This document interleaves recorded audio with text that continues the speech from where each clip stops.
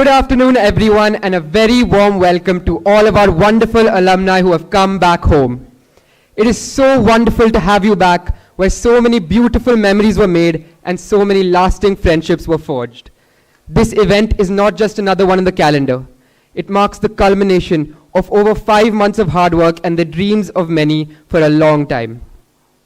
I still remember when the forms first came out and we had over 400 registrations in just 4 minutes. I knew then that this event would be a special one. And now, with over 500 alumni returning for this first of its kind reunion, we're not just looking back. We're looking forward. Looking forward to traditions that begin here and carry on for years to come.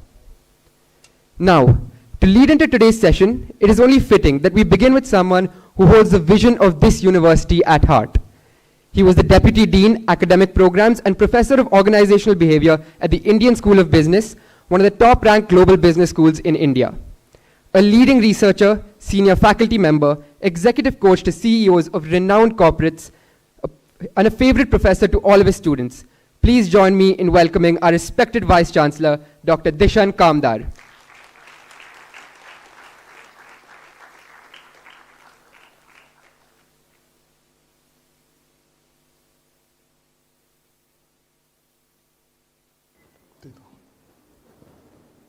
Thank you.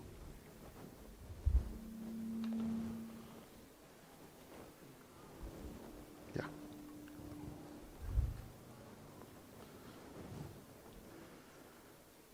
Well, good afternoon, everyone, and a big warm welcome. Welcome back home. Lots of familiar faces. Well, I've been with FLIM for 7 years now.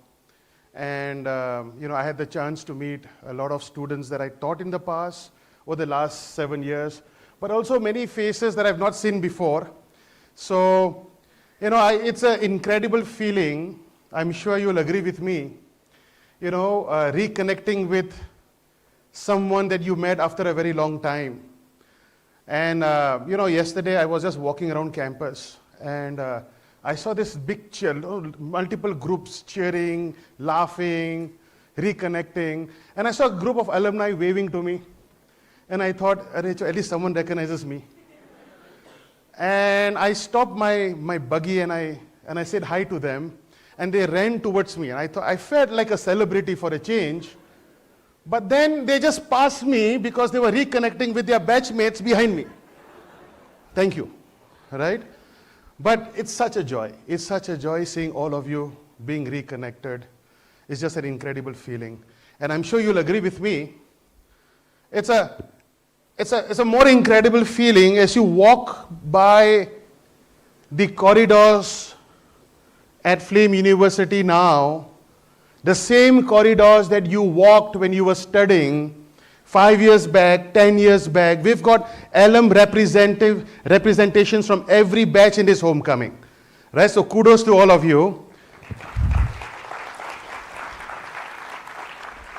So as you walk by the same corridors, I'm sure it's an amazing feeling seeing your university taking strides, growing as you walk the same corridors, right? So, and that reminded me of a very important fact, a very, very important truth, that fine institutions, top-ranked universities don't just get built through high-quality faculty and students. It's not only the faculty and students that build institutions, but it's the pride, it's the passion, and it's the participation of alumni that builds institution. And that is a fact. And I want to share some data points with all of you. Let's think of legacy institutions. Let's think about universities that we think, are top rank in the world. Let's take Harvard, for example, okay? Let's take Harvard, for example, 50 billion endowment fund. But from this 50 billion, they're not shaken with what the president is doing today. Because 45% of their endowment is contributed by whom? Their alumni. Princeton, for example, 60% of their endowment is contributed by their alumni. Let's take, for example, INSEAD. 1/3, to be exact, 39%, this is latest data I'm sharing with you. 39% of jobs of students who freshly graduate is facilitated by their alumni. Right? That's powerful data. 40%. You don't have to worry because my big brothers and sisters are going to take care of me. Right? And that's the kind of bond that top institutions share. Let's take Stanford, for example. Stanford's alumni and students have collectively created how many companies? 39,000 companies. MIT has created how many startups with their current students and alumni combined? 60,000 companies. Total net worth of all these companies together is worth how much? 2 trillion. That's the power of alumni, right? Think about London School of Economics. A lot of policy-related events that they curate. Every seminar, every conference that London School of Economics is part of, who's on the table with the professor? Alumni, right? My erstwhile institution, the Indian School of Business, where I was there for 15 years, mock interviews, resume review sessions, case preps conducted by whom? They come back, help their younger brothers and sisters. Some of you get married or whatever. So, help the current batch. They come back, help the current batch prepare for the work world because there's a sense of responsibility towards my alma mater. Day one companies at ISB, go check the data today. 65% of day one companies is brought by whom? Alumni. Ek cheez to, when you connect all these data points are not only informative. All these data points, if you connect the dots, Flame University, we teach you how to connect the dots. When we connect the dots with all these data points, what does it tell us? Think about all these institutions without alumni support. Will Harvard be Harvard? Will Stanford be Stanford? Will London School of Economics? Will ISB? Will any legacy institutions be what they are today without the contribution of their alumni? Not possible, right? And henceforth, we are at this stage, we are a young institution. How old are we? As a university, 10 years old. As an institution, 17, right? We are 17 years old. We are still young. We are bold. We are ambitious. And now we are ready to shift orbits. You've heard about all the success stories of Flame University, but abhi picture baki hai. Seriously telling you, all right? Now we are getting ready for the next shift. I want to use the word shifting orbits here. And it is not going to be possible unless and until our most credible ambassadors, our alumni, participate with us in this next wave of growth. And here's I'm calling out to all our alumni out here. We've got more than 500 registrations, all right? All of you are partying like crazy out there. So I'm calling out on you who are here, but you call out on those who are missing this talk.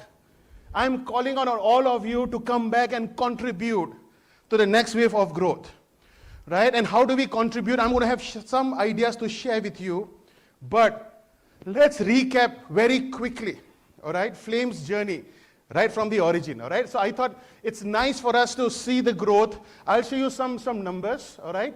And then we'll jointly discuss and deliberate how do we take alum relations forward, right? So how did Flame start? Who is the promoter? Who's the founder of Flame? Mr. Nimesh Shah, all right? So all of us probably know he co-founded Enam Group 1984 with our next speaker, Mr. Vallabh Bhanshali, all right? They started Enam, one of the pioneers of investment research. They grew their organization. It got merged with Axis Bank. And, when I met Nimesh Bhai, I asked him, why Flame? Why did you build Flame? And, he is very spiritual, very religious. reads a lot of Jain scriptures, and he tells me that in Jainism there are only four types of dan.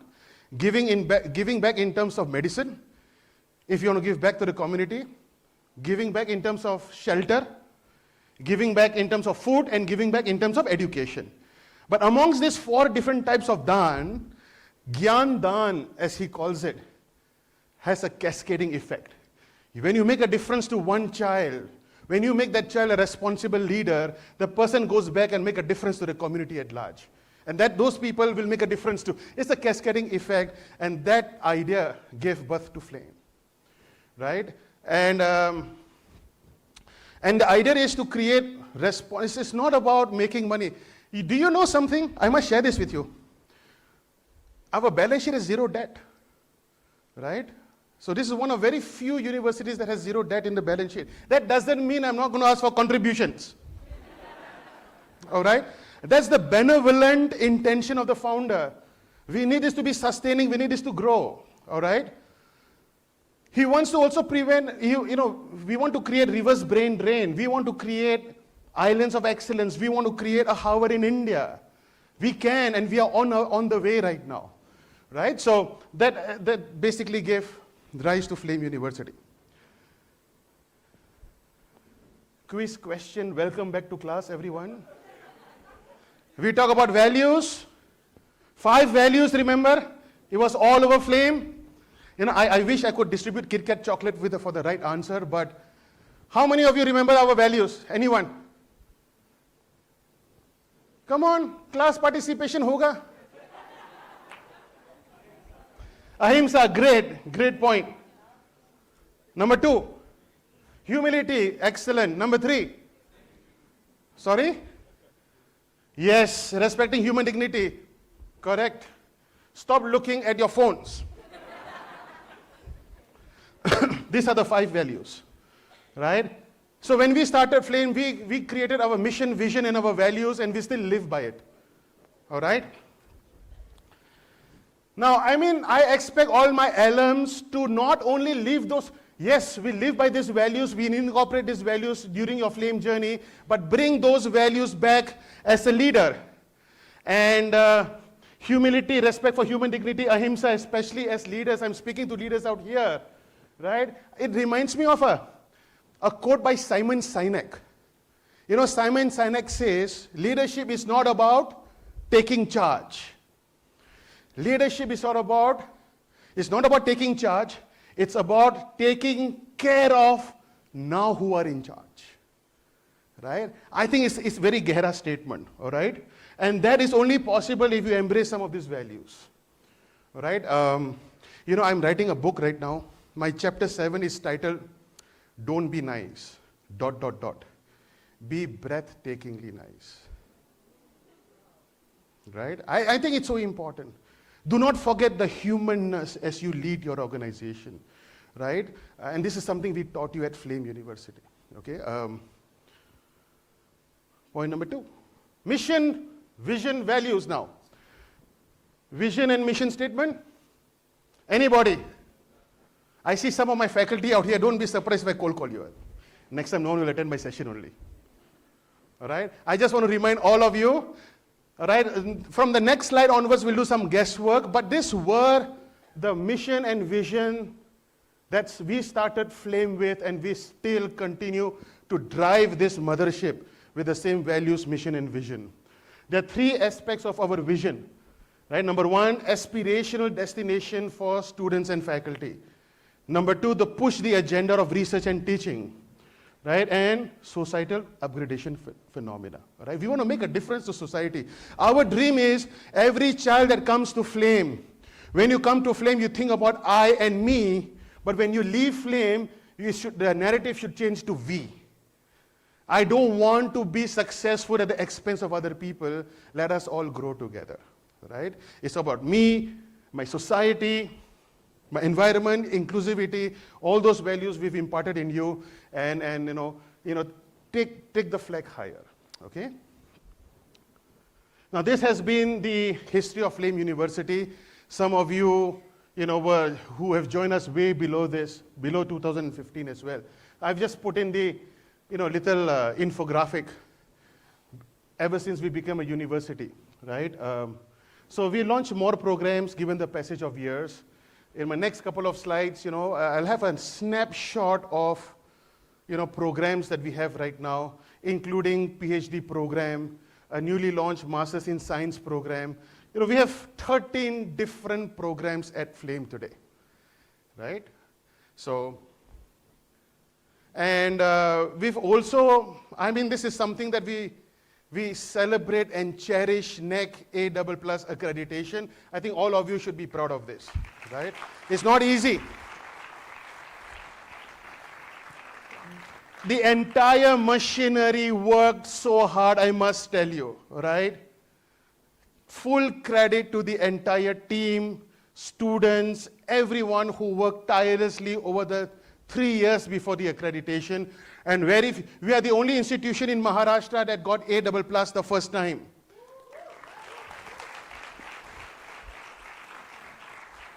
And the fourth, and only fourth in India. Only fourth in India to get A++ the first time. History of the accreditation. Speaks volumes about us. Right? Why is accreditation important? Branding, obviously, and tells a lot about what we do. It gives legitimacy for MOUs. It's easier to sign MOUs with universities abroad.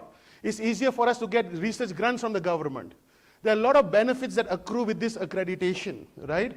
And, hats off to everyone, once again, my faculty, my staff, students, student council who work tirelessly, and other accreditations and rankings that, QS, platinum ratings that we've got, right? QS iGauge, subject ratings, we've got the highest possible platinum rating, And CRISIL, that basically, rates a business school. We've got A++, both at national and international, levels as well. This and many more. ISO, great place to work. It's not here.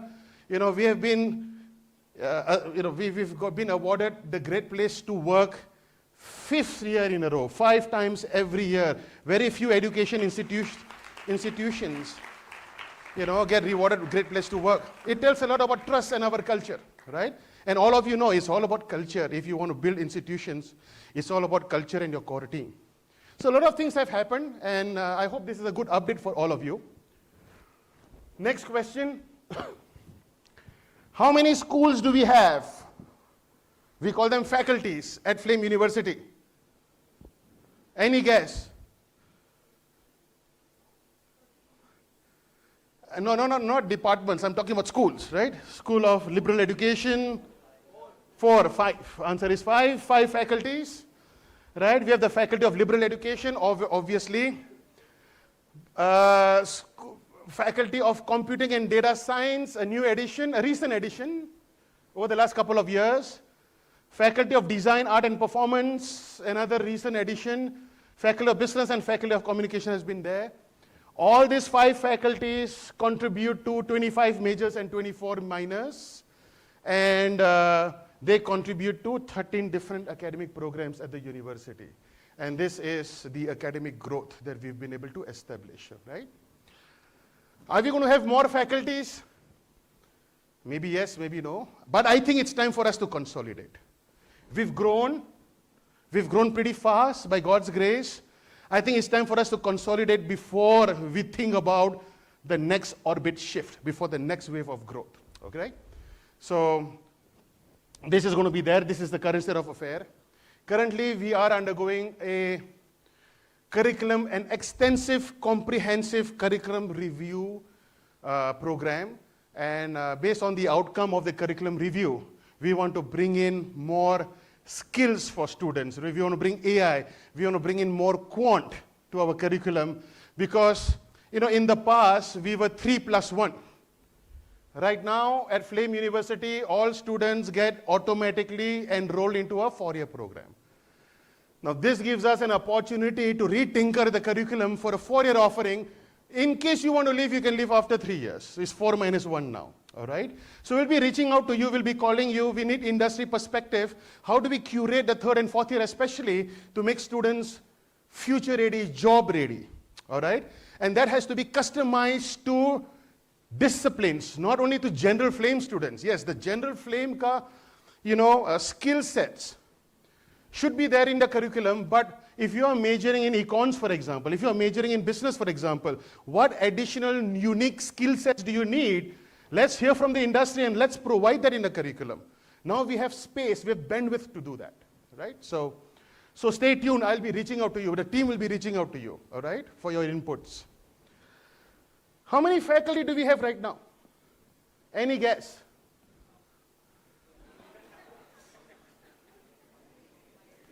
ये absurd है, कल का hangover है.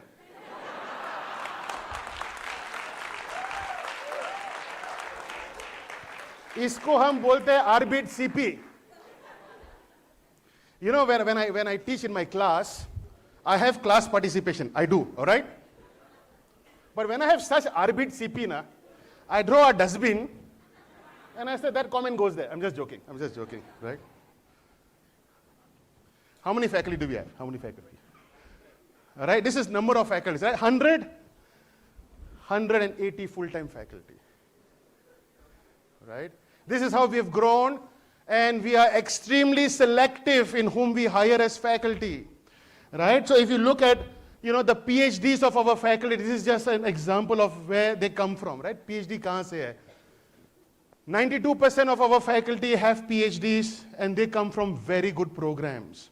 Because end of the day, we are a university, we are not a college. And a university is a knowledge creator. A college is a knowledge disseminator. Right? We need faculty who creates knowledge and disseminates knowledge. So research is at the epicenter of whatever we do at Flame University. Right? So for your own companies, you have problems you need to solve, come to Flame. Our faculty are research active. You are part of think tanks, come to Flame. Let's work together. I'm going to share centers at Flame very soon with all of you. It's time for us to work together and make a difference to our country. Let's solve problems. Quiz number 5. How many students do we have right now? 1800, good guess, very good guess. Is there a high number or low number? Or somewhere around here, what do you think? 2500. Correct, you've been speaking to people around here. You stole my thunder also. All right, absolutely. All right, so right now we've grown around 2400. So this is the growth pattern of our students, right? So some of you were here, some of you were here.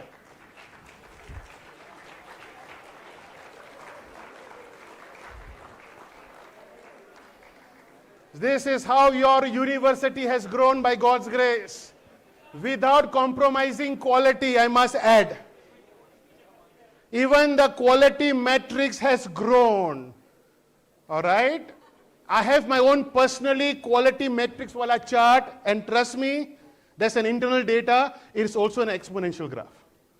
All right? So be rest assured.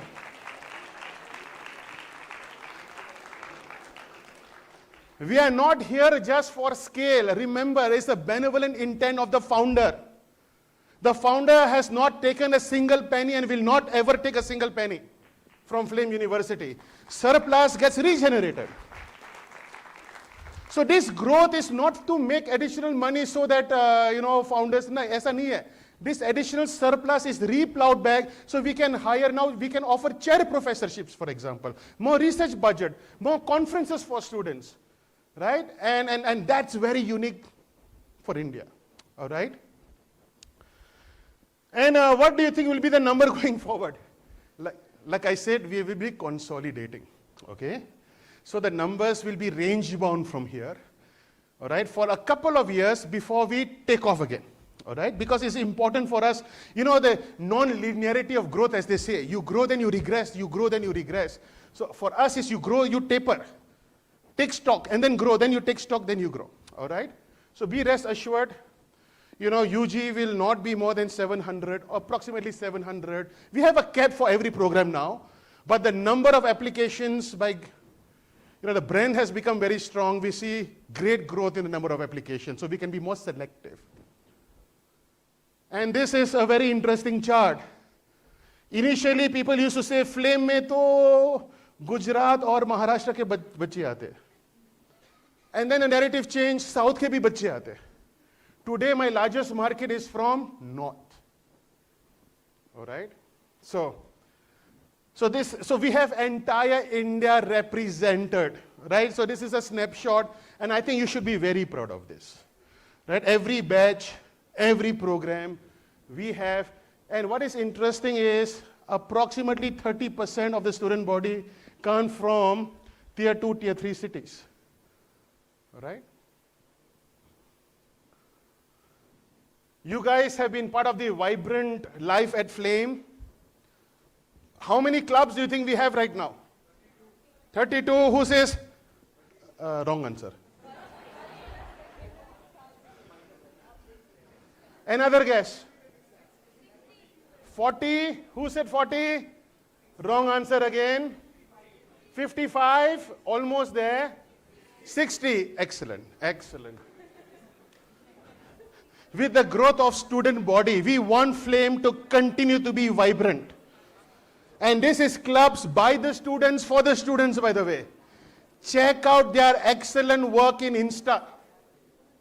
When you hand over the baton to students, incredible work happens. Right? So these clubs, will post whatever they want. Just check them out on Instagram. It's outstanding. You'll get a picture of student life, the vibrancy that it's just grown, right? Because we are a residential campus, and the biggest, I'm sure you'll agree with me, your biggest ROI has been what? Over and above your degree in education. The network that you create, the friends you've made. And clubs are an excellent opportunity for you to work together and forge relationships and friendship, right? So sports and non-sports clubs. I'm sure you are walking around campus and you see a lot of new infrastructure, right? So again, vibrant student life. This is self-explanatory, but student council plays a critical role. All this, you being greeted, all the messages, all the videos, all the reels that you have been sent. Don't you not think that the student volunteers and student council has done a phenomenal job? Let's give them a big round of applause.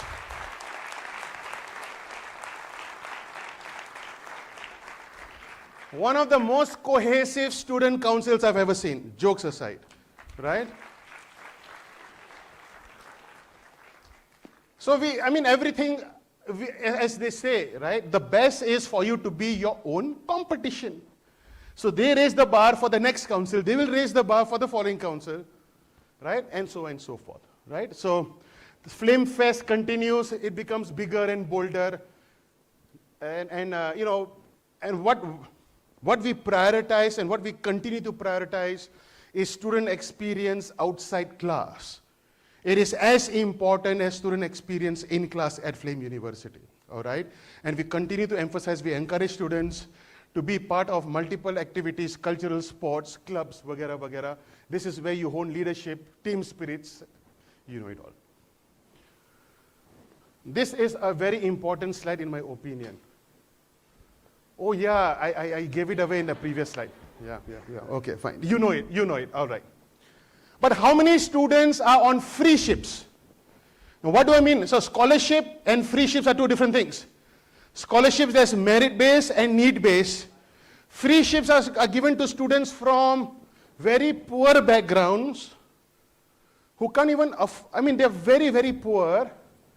And if they meet Flame's entry criteria, you get a place at Flame, right? Your background will not be a deterrent in preventing you from reserving a seat at Flame. And when I talk about these free ships, they are to students from third tier, fourth tier, students from less privileged backgrounds, right? 87 students in this batch, as I speak to you, are in some form of free ships. We work with foundations, and the foundations pick the students from different parts of India. They train them to crack different entrance exams. And if you crack the Flame exam, please come. Don't worry about money. We will take care. So we've got talent from the remotest part of India studying at Flame University. And imagine after they graduate, they go back to their village, they make a big difference to the entire community over there. Another interesting point, 25% of what we collect is replow back in some form of scholarship. I think that's a big number, right? And we want to increase that number with the passage of time. And hopefully, the next time when I present this data to you, how often do we need to have this Alumni Homecoming? We'll discuss once in 2 years, once in 3 years. Who said one? Sorry? The weather should be good. When we have the next presentation, hopefully, fingers crossed, this number 25%, hopefully I'll be able to show you a 35%, and then a 30%, 35%. Ideally, we want to reach 40%, all right? It's all about making a difference to the community, right? Again, let's talk about research and publication. Right, like I said, at Flame, we are a university. We are just not a college. Research is at the epicenter, and it's our big dream, the next wave of growth. We want to report student research. We are starting there now. You know, it's our big dream that every student who graduates from Flame should have a paper. Every student who graduates from Flame should have some form of global exposure. Every student who graduates from Flame should have an industry mentor or coach guiding you throughout your journey. That's our dream now, all right? But now in terms of faculty publication, this is corpus data that I'm sharing with you, right? It's just growing with the passage of time. Right now we are approximately 180 odd, right? Publications, corpus, index publication, which is a good number. It will just grow with the passage of time. Again, we are serious about research. And what is very important is, so yeah, this is important. This is an example of collaborating organizations. This is again extracted from corpus, right? So it's publicly available data. And our faculty are collaborating with all these institutions, right? And corporates to work on their research papers, okay? But what is interesting is the H index. One is when you think about publication, there is a quantity game or a quality game. And the quality game is more important for us. It's very important for us. And you know, I'm proud to share with you that our faculty are publishing their work in high impact journals, you know, which is seen by the H index. These are sample of journals where our faculty have, you know, published their work, right? And we continue to, while we need quantity for accreditation, but quality is more important for us at Flame, okay? Patents and Flame. Humanities, social science, patents kahan se aane wala? How many patents do you think we have filed and awarded? Make a wild guess. 6? Good guess. One more guess. 11. One more guess. 17. You know the way he said 17? 17. More. One more guess. 25. 38.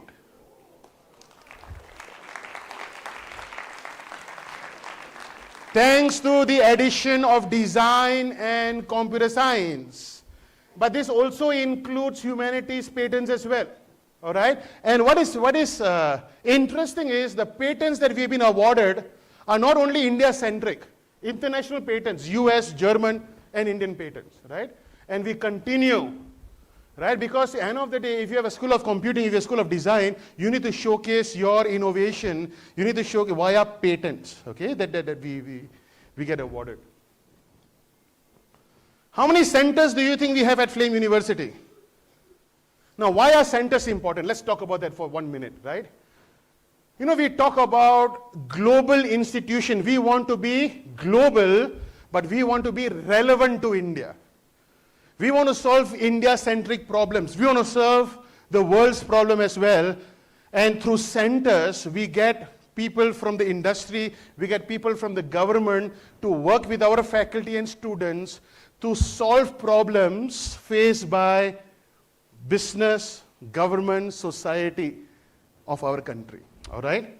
And I'm very proud to share with you, we've got 12 centers who independently organize seminars, talks, research symposiums, looking out for problems facing business, government, society, India, and the world, and trying to solve that problem. The latest center to this edition has been the Center for Research in Well-being and Happiness. All right? I mean, if you look at most MBA programs today, what is the most important and popular course?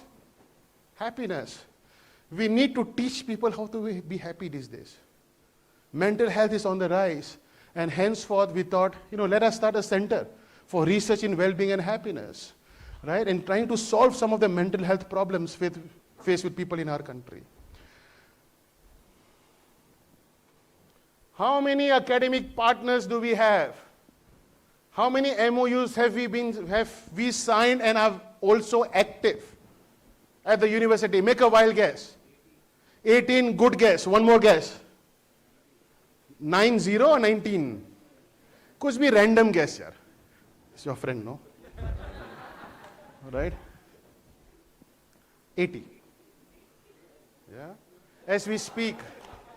Uska tukka lag gaya. All right?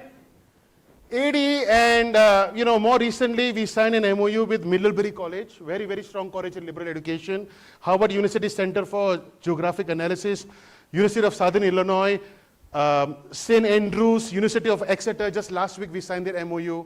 And this MOU is multifold. It's just not about student exchange. That is easy. This MOU is all about exchange at multiple levels. Student doing research with each other.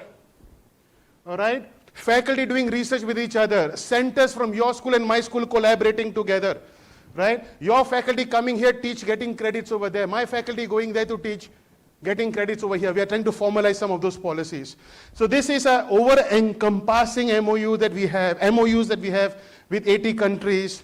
And because of a student size, remember what I said, what is the big dream? Every student should have some form of global experience, right? And that can only happen if that school allows us and have some, some understanding of study tours, student exchange, semester, vagera, right? So, and these are all very good schools. And we are very selective, right, with whom we sign MOUs with as well. I'm sure you've been wowed with what you've seen so far in this homecoming. Campus has grown, right? But how much has your campus grown? How much has been invested in terms of grants from the founding family? Excess fees I get to use to replow as research. This is again from the founding family in terms of grant. They continue to invest. So 50,000 square meters was a built-up area in 1819. 1.38 lakh. I think big round of applause to the founding family and the founders of Flame University. This 1.34, guess 27 to 28 में क्या होने वाला है? Almost 2 to 2.4 in the next couple of years. There's the commitment, right? And I'm going to show you images of what is to come now. They will wow you when you come back again for your next homecoming. All right? What new buildings are coming up? All right? And that's why I'm saying Flame is unique because of only this, the benevolent intent of giving back and Gyan Dan. You won't find such a model anywhere in India, I'm telling you. So this is the current investment that we all know, right? I mean, I don't think any university has a sports complex like us, all right? I mean, student housing. I mean, ask any faculty out here how our student housing was when we were students. When we were students. Yeah, okay, all right. See, they want to differentiate themselves. Look at the t-shirts that they're wearing, right? There you go. There you go.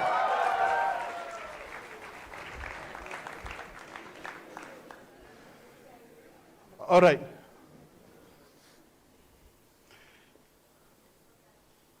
Now, let's get to serious stuff. How many alumni are there? What is our alumni count today? 6,000. No. Do the math na yaar. कौन सा major बेटा? कौन सा major? कौन सा major? Don't mind, this is how I teach my class also, all right? So, given his answer, I just will show you the number only. 6,000 कैसे मेरे भाई? Later we'll talk. 1486. Alumni growth today, 3709. How many alumni has come from this homecoming? 550. Or wo bhi, I don't know how many are coming second half today. All right? But it's a good number, and I thank all of you from my heart. 15% of our alum strength is here on campus today. Right? This is phenomenal. Right? Now, critical mass I'm talking about. Now we can shift orbits because we've got critical mass. Now we can dream big, we've got critical mass. Now you guys can come back and not feel that load of me calling you 20 times because I've got so much people to reach out to. Come and give talks to our students. I will not call you more than twice. Right? Come and conduct resume review sessions. I won't call you more than once because I have enough to reach out to. Right? Now we can make a difference and we can jointly build Flame University, the next wave of growth. Our alumni is going places. After Flame University, higher education, sample universities that our alumni have pursued their masters or PhD. Okay? Very proud of them. Currently, I just took samples of some companies that you come from, right? Almost every sector, good companies. This is, if I show this to any other company, this looks like any other top university, right? We have representation everywhere. Now I'm coming with my request and say, you know what, give life projects for our students. Just think of the kind of life projects we can give our students. I'm saying provide internships to our students. Look at the spread that we have. Look at the impact we can create. And this is what I want to start. Right? This movement with all of you. Shall I move on? Some success of alumni. All right, this is very selective. All right, so do you know that you have an alumni who is a clinical assistant professor at Stanford School of Medicine? All right. Second success story, Himanish Asher. He's a hat-trick winner at the Cannes Lions Grand Prix. 3 times in a row he's bagged awards. This is not normal, right? Something that we are very, very proud of.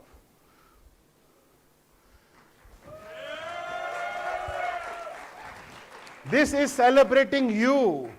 Alumni Homecoming is all about celebrating you and your success, and we want to continue to support that success. Right? Let us help you become more successful, and you help your younger brothers and sisters become more successful. All right? So Ashima, she was named as a Tech Woman 100 individual, and with a decade of driving 10x growth to big companies. Right? Kabir, for example, so he won the upcoming Music Composer Award at the Mirchi Music Awards 2030. Gehraiya Ka this song. You remember that song? Right? There you go. Can you please stand up? Very proud of you. God bless you.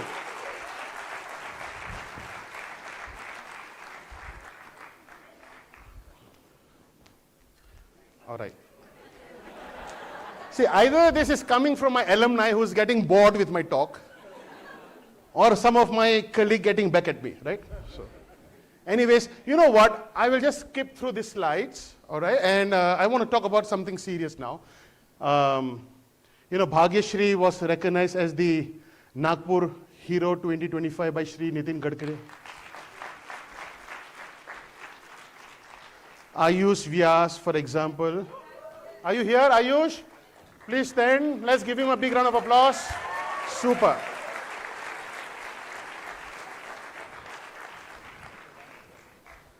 These are inspirations for us, right? Especially current students. Make sure you don't forget this opportunity to meet your big brothers and sisters, how they've done this, right? Anyways, I'll just go on. Rahul, you are here. I know you are here. Yes, please stand up if I don't mind.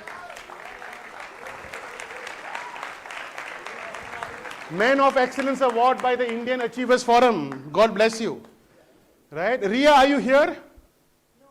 Okay, she's not here, all right? So, very impressive career in journalism. Varnika Gulati, for example. Are you here, Varnika? Okay, perfect. Right? 10 most inspiring women entrepreneurs to look out for in 2023. Jihan, are you here? And Sumit? Jihan, Sumit? Please stand wherever you are. Super. God bless you. Hearty, you have done us proud. You've done us proud.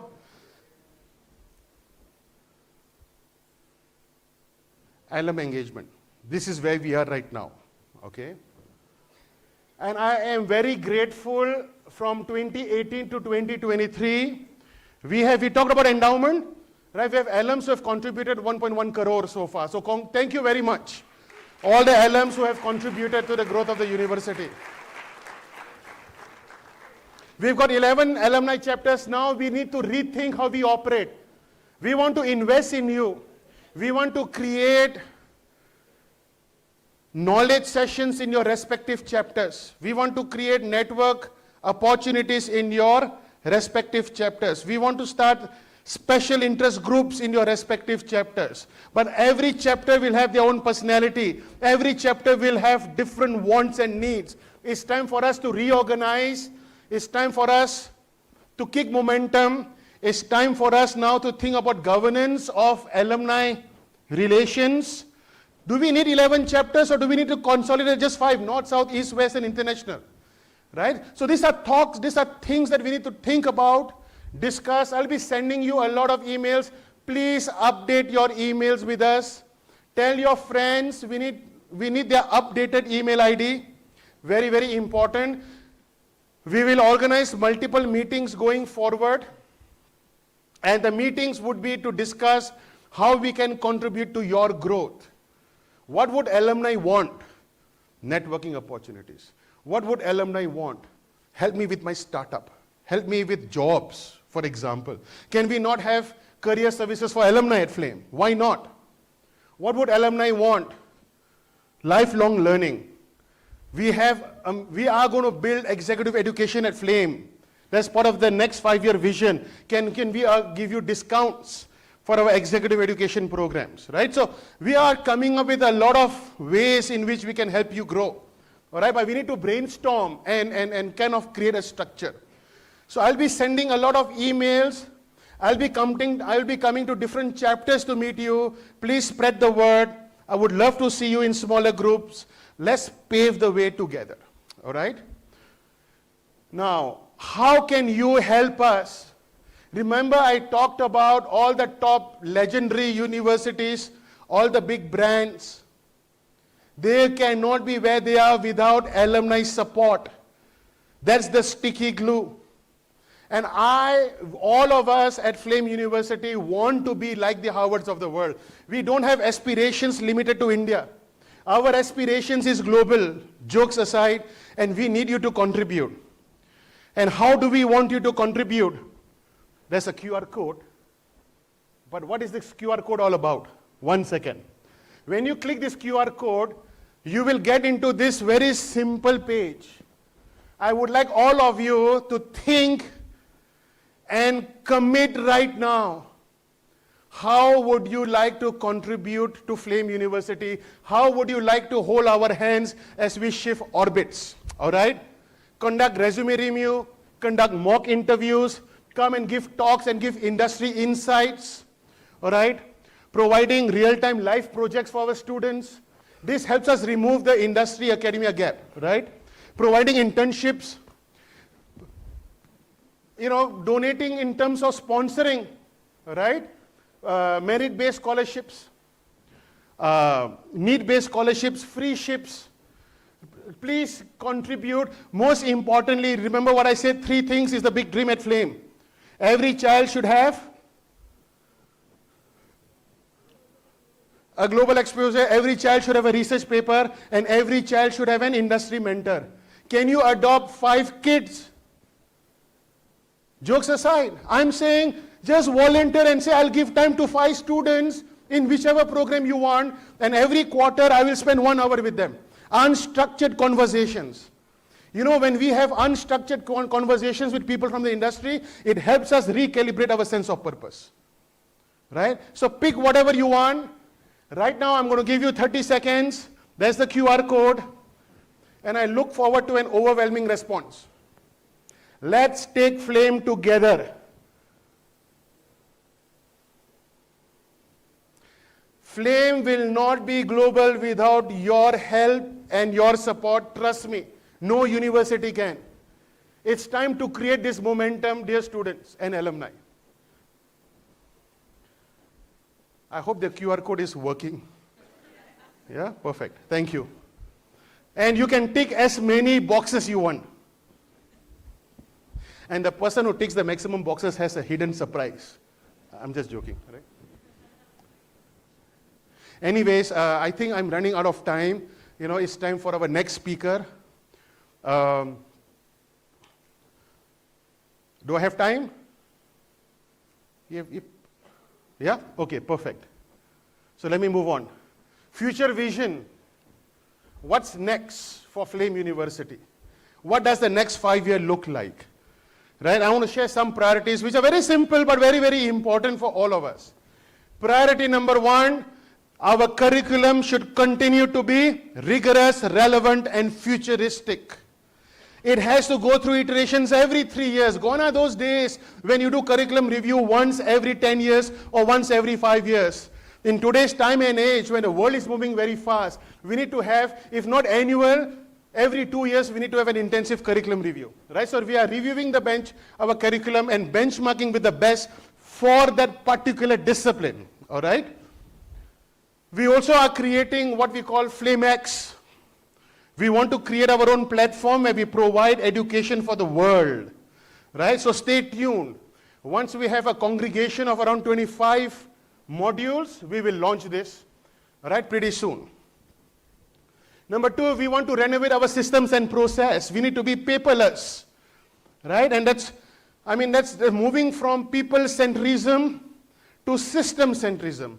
So we need to be paperless, and we are renovating our systems and process so that everything is transparent, okay? We want to enhance stakeholder experience. That is going to be our differentiating factor. People can copy my program. People can, poach my faculty and my staff. But what you cannot emulate? My culture. I'm not going to talk about stakeholder experience. I want to rephrase this. It's all about stakeholder obsession. We need to be obsessed about our stakeholders if we want to be top player. For example, can we map a student's journey at Flame, right from your experience with the first click in the internet, to the first call you made at Flame University, to your first visit and how you were received at the main gate, to the first interaction with the outreach, to your registration, to your Flame journey as an alumni. Let's track the entire journey and let's be obsessed about that experience. Because that is going to be our differentiating factor if you ask me. Let's make a list of, even faculty, they are experienced at Flame. Staff, they are experienced. Parents, they are experienced. Recruiters, they are experienced. And let us be obsessed about it, all right? So that's part of our vision statement for the next 5 years, all right? And end of the day, faculty play a central role. Faculty nahi to kuch bhi nahi hai. We want to continue to hire high quality faculty, and now, the focus is on chair full professors, associate professors, senior professors at every major, at every level, right? That's going to be the focal interest and target over the next couple of years. Because the more senior faculty you have, the stronger they can help junior faculty get up to speed, okay? They can mentor. We want to be one, it's a dream. We want to have the best research ecosystem in India.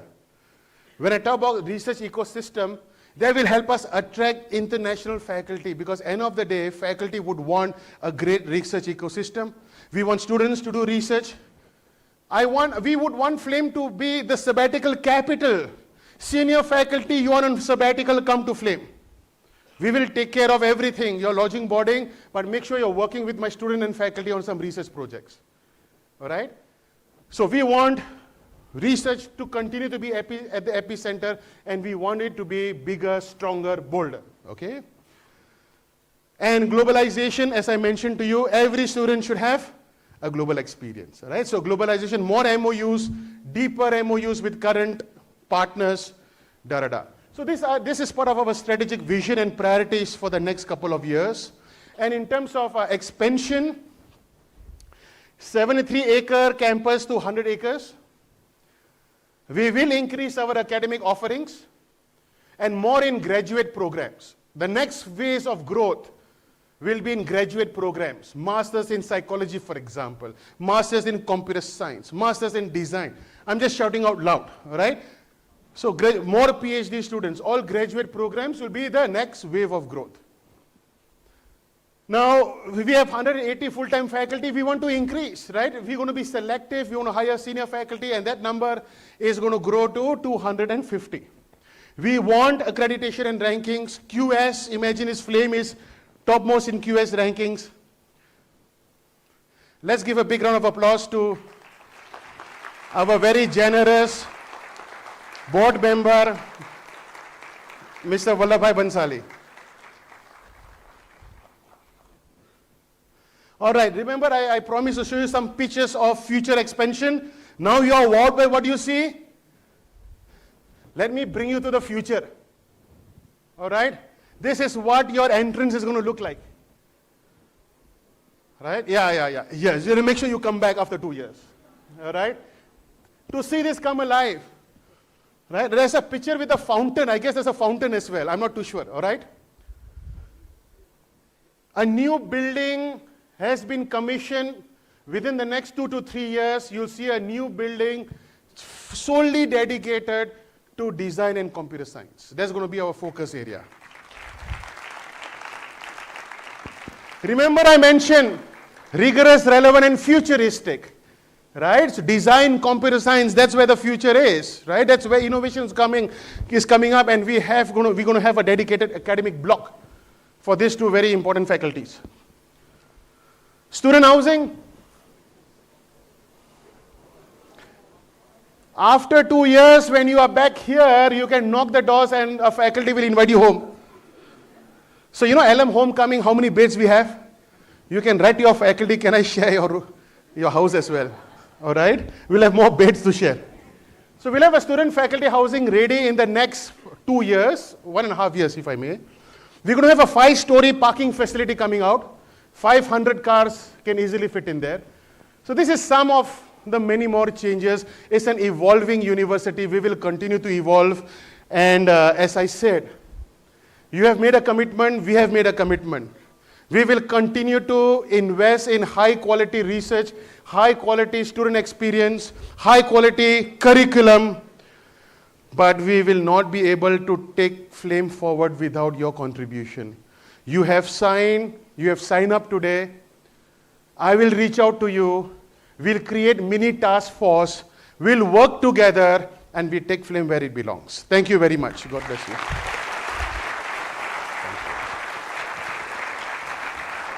Thank you.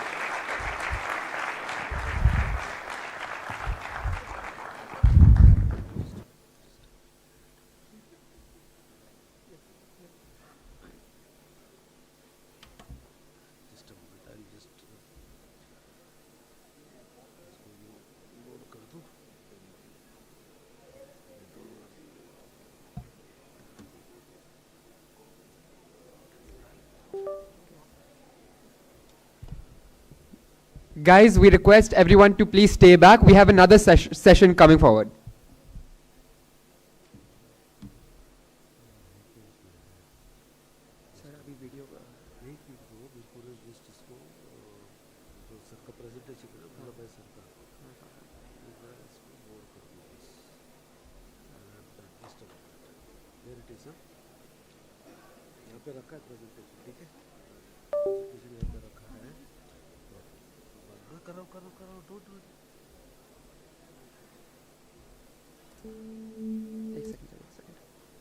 We request everyone to remain seated. We're going to be having a session with Mr. Vallabh Bhanshali. But before we continue, let's take a moment to acknowledge something special. There are so many of you that are returning to campus after quite some time. And while the memories remain familiar, so much around us has evolved. Flame has grown in spirit, in vision, and in scale. And it's only fitting that we pause to rediscover the university that shaped us, a place where excellence is rooted in character. Please enjoy this glimpse into the state-of-the-art Flame University campus that continues to inspire every single day. Welcome to Flame University, where inspiration meets innovation and a world of possibilities unfolds. Flame isn't just a campus, it's an experience. State-of-the-art facilities meet the enthusiasm of curious minds. Here, academic pursuits blend seamlessly with moments of relaxation, fostering a community where connections are forged over conversations. Nestled in the embrace of nature, our campus enjoys a valley's embrace and an environment that nurtures both body and mind. It's not just a university, it's a family. Our faculty, staff, and students share a bond that goes beyond roles and responsibilities. Our values guide us: ahimsa, humility, respect for human dignity, ecological balance, Guru Shishya Parampara. These principles are our foundation. Empathy isn't just a word here, it's a way of life. We support and uplift our own and the community around us. Every life holds significance to us. Whether it's providing education to our extended family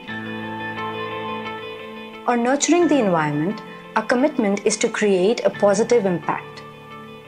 Our classrooms aren't just spaces for learning. They're platforms for growth, fostering skills and talents that extend beyond textbooks.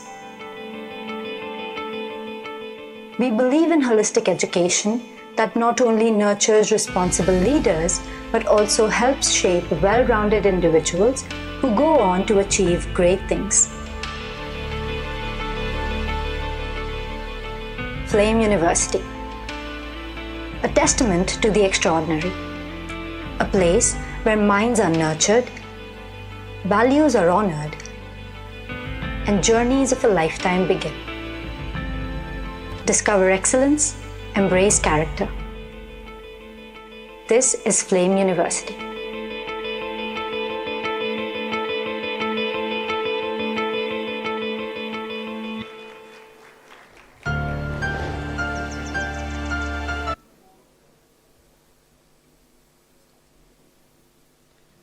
Flame University is not just a campus.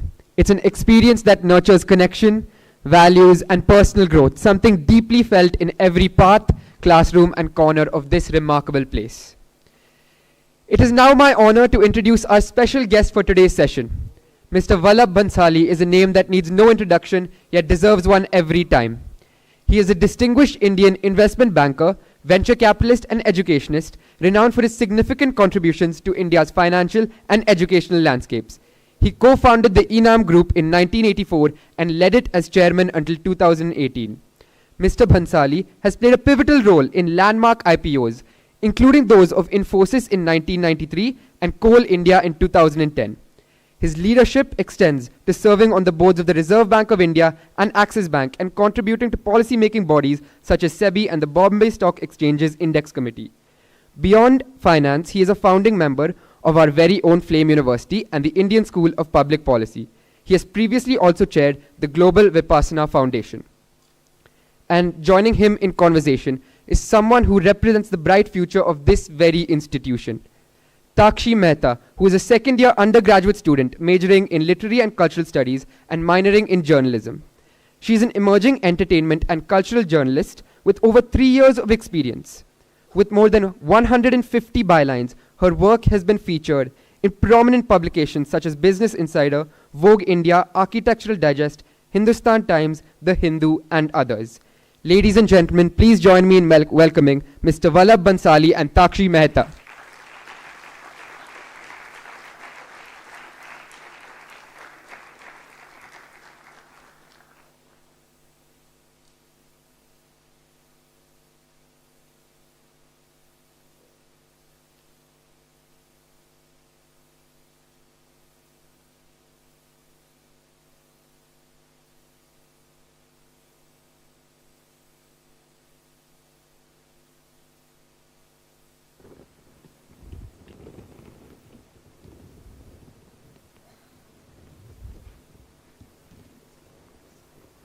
ठीक है.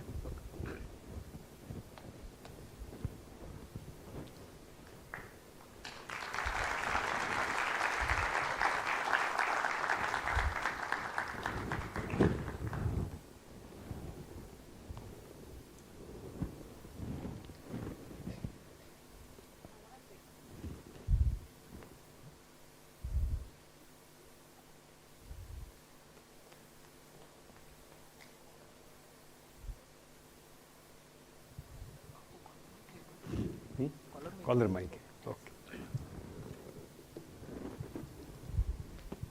I want to begin by telling you, sir, that how honored I am, and all of us should be, that we're sitting in your presence. Very kind and of I can you. only hope that all of us can take something valuable from what you will share with us today. And with that, obviously, I think we should begin from the beginning. So before you go forward, let me tell you what a delight and what a momentous occasion this is. And I literally feel goosebumps to see all our children come back. So I'm a parent all over, and I know how it feels when children who have gone abroad or daughters who have got married and they come home. It's a very similar feeling to see all of you back at the campus. Most welcome.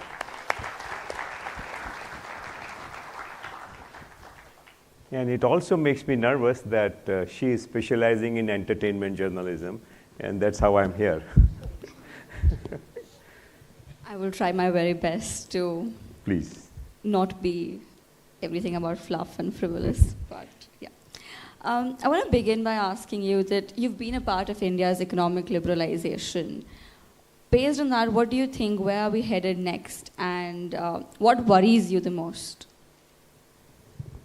So my answer might intrigue you, and if I said that it'll depend upon Bharat Mata ka bhagya, our destiny.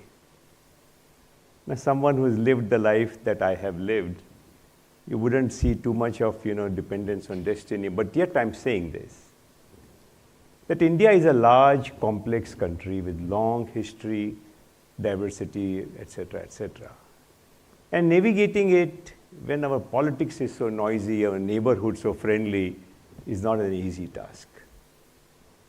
And yet, something amazing happened in 91. So of course our freedoms started to shape. We got economic freedom, but something very different happened. And that was that our software industry took birth. And how did that happen? Was that a proactive action by somebody? It was a confluence of events. That we had large English-speaking engineering talent. It was low cost. The world was looking for a solution because technology was growing very rapidly and India had the answer. But India had a lot of other problems. So we needed leadership to see the opportunity, even if they didn't see it fully, at least not come in its way. And then you needed some bureaucracy which could solve the problems on the ground.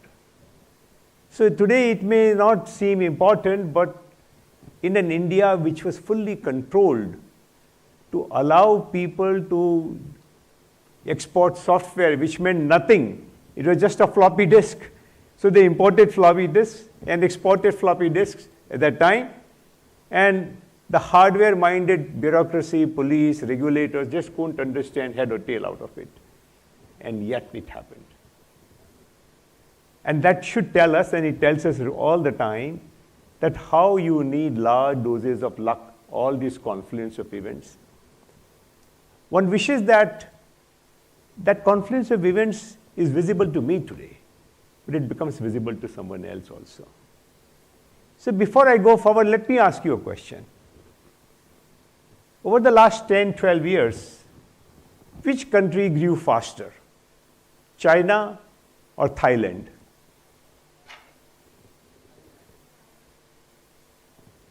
Not China?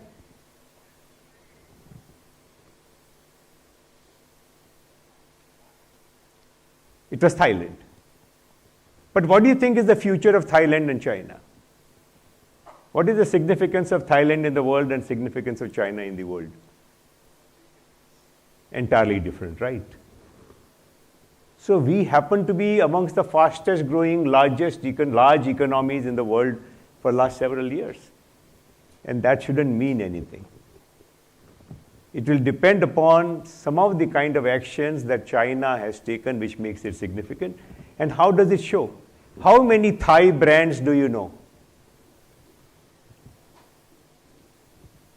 How many Chinese brands do you know? Like, you could just go on. So there's a big difference. And that's what the point is, that our direction will depend upon how do we understand that we cannot grow based only on demand and demographics, which is what Thailand was. We need design and domination, that we need large companies which will dominate, like today Hiye, Xiaomi, and several others, BYD. They are dominating the world today. And it takes a very different set of actions to be taken, and it requires a lot of luck for all of those actions to come together. So that opportunity today presents itself in this manner, that there is a crisis, and all of us know the crisis of trade war, this, that, etc., slowing down economy. But there's an opportunity which is not visible to all. The 300, 400,000 very talented people, engineering and creative minds work for what are called GCCs, which is Global Capacity Centers set up by virtually every large company in the world in India. These people are creating IPR for them, solving problems for them, creating billions of dollars for them, but India gets only a few dollars. Very small part of it. Can we take this man-force and do something for them? How do we attract them?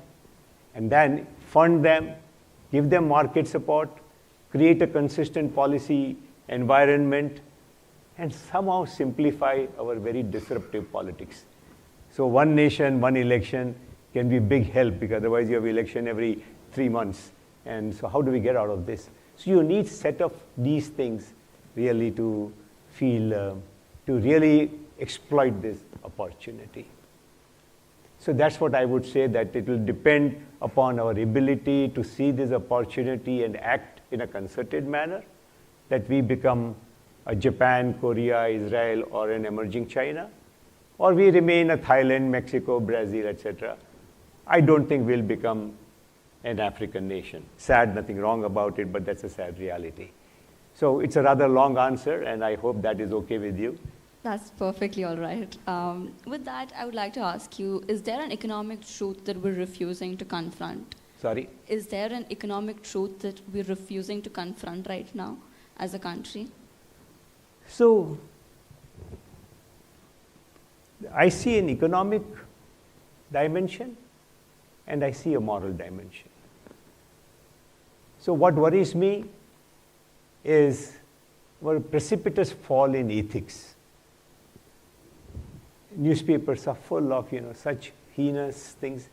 And when you read white-collar crime, that, our brightest people, whether they be startups, some corporates, politicians, people in powerful positions commit these crimes, it tells us how low we have fallen in ethics. So if you create a world which is moving forward on the basis of technology and financial innovation, you can improve your physical lot, but you cannot improve your moral and spiritual lot. And that's where our happiness resides. And India, the land of original great wisdom, etc., I see the dichotomy and it pains me a lot. The economic reality is that we are a very low productivity, low value added country. Low value addition is very small.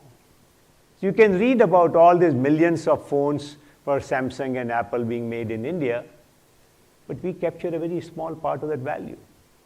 So the gross number very large, but a lot of it just goes out by way of remittances abroad. And why doesn't anybody talk loudly about it? Because even with this low value addition, India is producing billionaires. And then there is a party that everyone is, happy with it. The other reality that has come along is that when you have a licensing Raj, the licensing Raj has, in the big way, has gone away, but in a subtle way has remained with us. The government controls have remained with us. And when you have a licensing Raj, you create a privileged class. And when you create a privileged class, the privileged class wants to retain that privilege anyhow. So we have become a rent-seeking country.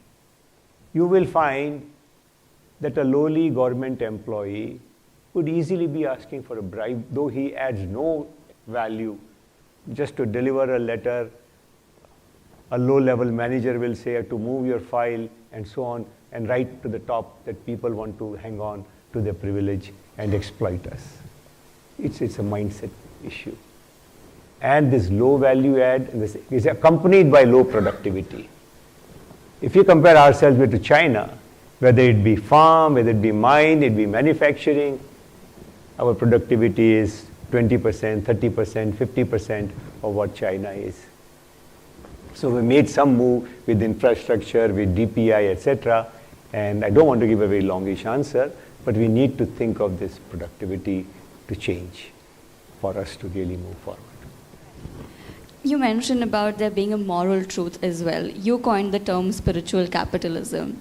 Has there ever been a moment when the capitalist in you has disagreed with the spiritual in you? Who won?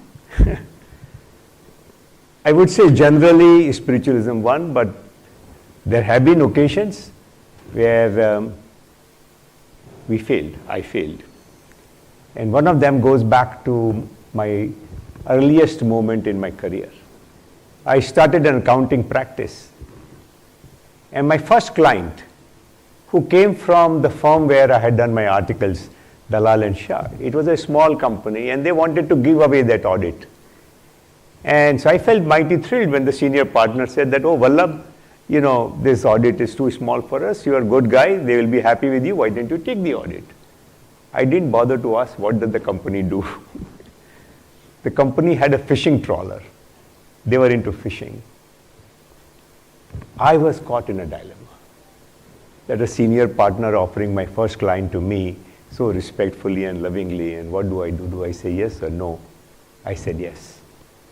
That audit stayed with us for 3 years, but that memory still unnerves me, shakes me. A few years ago, some 7, 8 years ago, I was trying to help somebody. And I didn't realize that in that process, I got so deeply trapped that I couldn't judge for myself whether it was only helping him or there was some kind of greed somewhere. I tried very hard not to profit at all from it, and I'm suffering a loss on account of it. I'm very happy that I'm suffering a loss from something that I should not have done in the first place. So I think when you have these moments, and I am the first one to say very human, You can coin an expression, try and live that, but far from perfection. They served a purpose. And the purpose was that you recognize how greed and fear operate within you. And that starts a spiritual journey. And that spiritual journey is immensely beneficial. So whenever you go through these things, accept them that you're human, you failed, how you failed, why you failed, and what do you want to do about it. So yes, otherwise generally, I think Lord has been kind.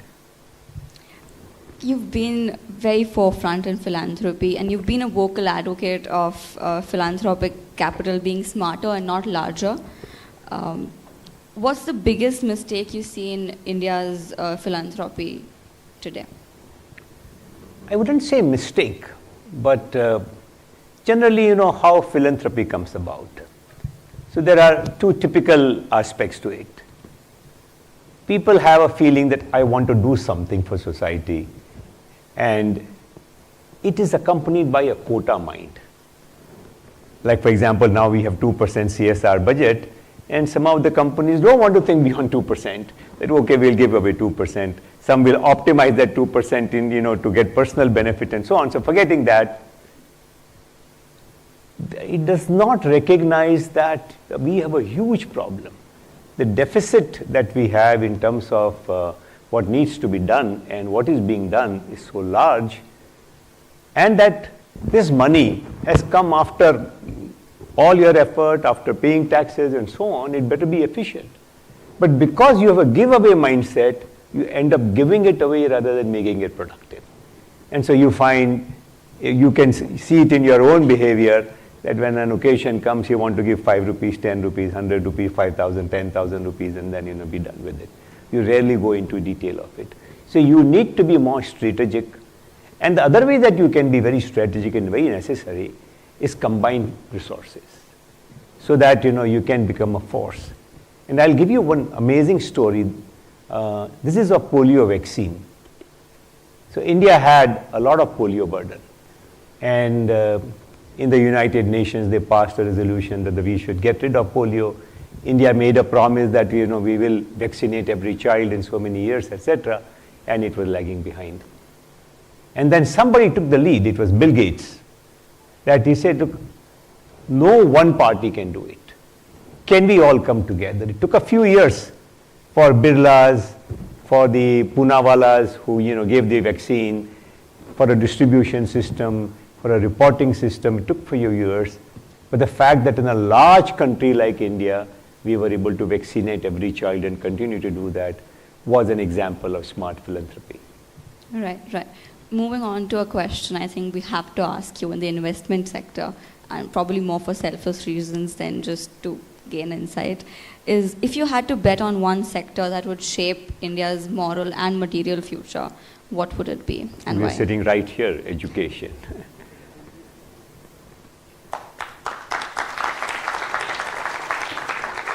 But not only college education, the deficit in school education is much, much larger. You may be generally aware that there's a large deficit of what is called learning and literacy and numeracy capability. Government has a program called FLN, Foundational Literacy and Numeracy. That almost 30 to 50%, depending upon what state, of children at 10 cannot do what is expected of a student at 6 or 7 years old age. Government is doing whatever to do that. So this is so stark. But even beyond that, what do you want to do? Do you want to teach them by rote? Do you want to become information guzzlers and they get marks and they move on, and that comes to the college education also? Or you want to do something different? Again, like all crises have an opportunity. I think if we can alter our education system to make children problem solvers right from beginning. I hear this concept called global citizenship. A lot of these global citizenship kids have no idea what they're in the neighborhood. So it's easy to go to United Nations mock assembly and do things like that and debate environment and other issues, but you have no idea what's going on right behind in your backyard. So how to connect the neighborhood, how to connect community problems, how to use, you don't have to be, very informed and intelligent in the traditional sense to become a problem solver, right? Mothers are amazing problem solvers, and they could be illiterate and could be worse, but they still do that. So we have that inherently in us. When you mobilize that, several things happen. You become an optimist. Instead of a grunter and a groaner, you start saying, all right, here's a problem, can we solve something? You start working in teams. You automatically inculcate values. You value skills, right? Despite thousands of crores of money having gone into skilling, Indians are still not getting skilled. So many things. So I would pay attention to that. And then, of course, at the other end of the spectrum, we need many more advanced education, scholars, PhDs, MTechs, etc., because, we have large deficits still in defense, infrastructure, and other areas. So you need both. Right. This reminds me of something you said earlier, that you want to build flame into a campus, flame into individuals that are result-oriented and macro-knowledgeable. Sorry, again? Result-oriented and macro-knowledgeable. Yeah. What do you think is the biggest disconnect between what campuses teach and what the world demands? The same thing again, that when you are at a campus, there is a syllabus, there is a curriculum, there is a teacher, and how much of a team worker you are is dependent on many things. Some of it is choice, some of it is compulsory, but you are not tested for any of these things. The moment you go out, you have none of these, and you are expected to add value. Here we add marks. You go out in life, you have to add value to your situation. And so unless you are a problem solver again, unless you are a team worker, unless your values are reliable, unless you have empathy, things won't work for you. And so how our campuses start paying greater attention to these aspects is also equally important. So in a world where data is easily available, even problem solving to some extent is available, but then problem solving is always about being marginally better. If everyone is using DeepSeek or Perplexity or ChatGPT, how are you different? So that advantage is going to get neutralized very soon. You look better than before in your own standard, but you may not look better than the other person. So this, what we call Gantki thinking, that you're learning to think from your within, is so important. So how do we make deep thinkers? And how do we become problem solvers in a way, and team workers is very important. The other aspect is relationships. And in a world where individualism and consumerism are the big trends, how do you inculcate the art of relationship building?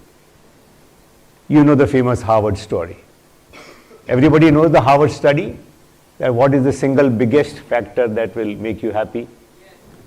The longitudinal study, right? Relationships. It didn't matter how much money you made and how famous you were and how qualified you were. At age 70, this is the only thing that mattered was how many reliable, high quality relationships you had. So how do we bring that to our campuses? Moving on, you helped build one of India's most respected investment banks. You've done so much. Has there ever been a time where you felt that you've built enough? Does that time ever come? It did. That.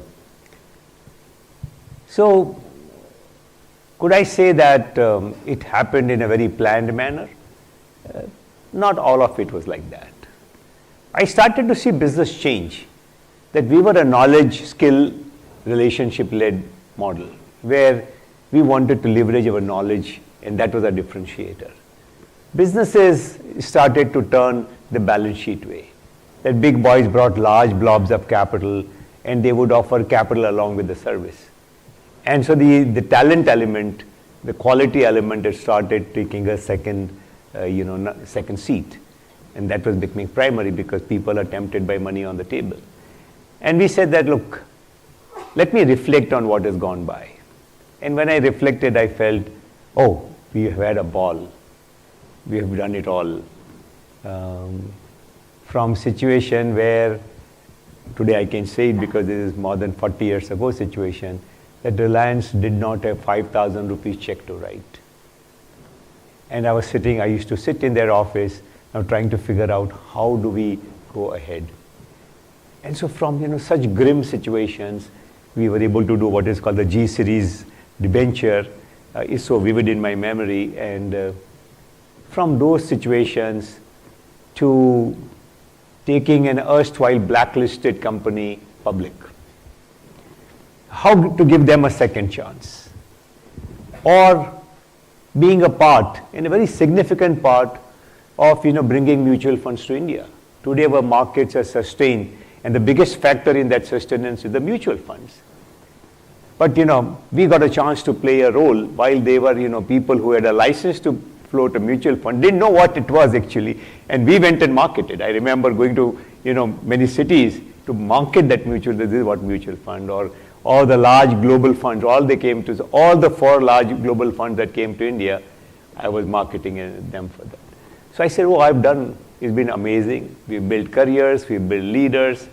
Our boys come back and, children come back and say, oh, you built lives, you taught us how to live a life. I said, that's enough. Most of all, I had many other priorities in life. So it just worked out beautifully. NM was not me. NM was 3 R's. Right people, right place, right time.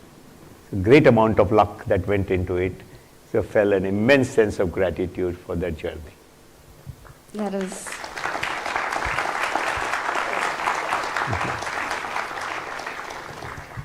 That is so inspiring. But Inam helped take Infosys public. When you look at the current startup IPOs, do you see another Infosys in making, or just overhyped valuations? So Infosys will always be remembered for 2 things. One was it gave people some multiple 1,000-time returns. That is unlikely to happen because it was a very small company. And it was forced to go public at that time. There weren't many other avenues for them to raise capital. They were also very generous people. And that quality of founders is hard to duplicate. But the other aspect was that how much it grew, what sort of business it developed, how it gave a leadership to the whole sector, to a whole country in terms of what a private sector company could do under liberalization, etc. The second aspect, I think, can happen, is happening to some extent. That there are high quality startups, and just 2 I can mention. One of them is Zomato. That how many different areas they've gone and created cutting edge companies. And the second is again, Zomato is a promoter of that company, is our PB FinTech, Policy Bazaar. So Policy Bazaar, another startup which has had a deep impact. They have large market share, and they continue to work for the consumer. So there are companies of that kind, and I do hope that many Infosys must come at least from creating excellent corporates. Right. If Inam was starting today, is there anything that you would like to do differently? Or would you still choose investment banking? So as I said that it was a confluence of events, so firstly, I can't control it, but few things will be common to whatever we do, which will be our love for knowledge, being valued people, and trying to excel, whatever we did. And investment banking, it's a glorious profession. There aren't many professions like investment banking. It has complexity, it has diversity, it has forever new variety. It brings together multiple disciplines. You have to have, mentorship and build teams inside. You have to deal with regulators and public at large, press, all kinds of constituencies on the other side. So it's just a mighty interesting profession. And I would think that only being a politician, diplomat, or an educationist full-time like Dr. Dishan Kamdar and a lot of other great guys here, Dr. Santosh and others. So being an educationist. So there aren't many professions which are as exciting. So if at all I wanted to do anything else, I would probably be in farming, and I would do medicinal farming. That might be the other thing. So I come from a generation with 15-second entertainment and decreasing attention spans. A lot of the audience also comes from the same generation. Do you think long-term investing is due for a renaissance, or is it a dying art? See, forever there have been ants and grasshoppers. So it's not that new. And there will always be ants and grasshoppers. So it's not an art as much as a group of people, as a set of qualities that we see in some. And you don't see it only in people. You see it, in cultures also. So you will find through history, you will have a Cicero, you will have a Chanakya, or in more modern times, you will have Benjamin Franklin. How they will say all very similar things. Or cultures like India, China, Persia, Germany to date, they are a lot more sedate, a lot more longer term thinking, and so on. So what it involves is, a trait to think deeply.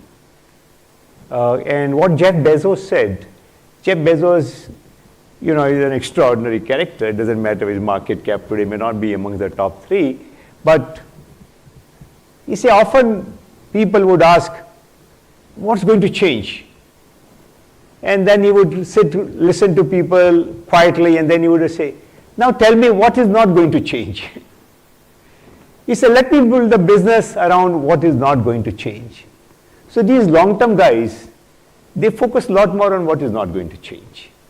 And then what's not going to change is deep thinking, margin for safety, because who knows the future? Or be conscious of their circle of competence, that don't go beyond it, and things like that. And then wait forever. And it has worked in the past, it will continue to work today. So I think this tribe will always be there. It will always be very small by definition, because this ability to defer gratification, it's against human nature almost. It's there, it requires some cultivation. If you are lucky, you get those sanskar right from beginning, and you get friends and company who will make it easy for you. Right. Talking about change, sir, what do you think you of today would tell to the you who just graduated? Would that person listen to what you have to say today? I was always the listening type. Speaking for myself, I would do 2-3 things. I would be more kind to myself. I took a lot of burden, but we came from an age, from an era when, the security, we all felt a great sense of insecurity. Second, I would look after my health better.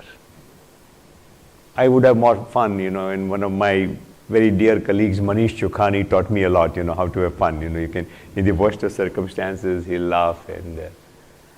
And fourth would be, I would bet on the small guys a lot more. We did a lot of small companies because, one of the bylines that I had was that make Indian smaller companies big. And we did it passionately. We went out of our way to help those companies. But even more would I do that. So a lot of the other good things I was fortunate to, to be born in and develop this bimari of thinking and reading. So I think a lot of those things were there. Yeah. That said, I would like to move to a little philosophical side. What do you think is more dangerous, greed or fear? Sorry? What do you think is more dangerous, greed or fear? Fear. Greed. Greed turns into fear. And so they are the same thing. You are fearful only about those things for which you are greedy. Otherwise, you're okay to let things go. And so greed is the tough one. Right, right. I don't think we can ever run out of questions to ask you, but I think now is a good time to open the floor for audience questions.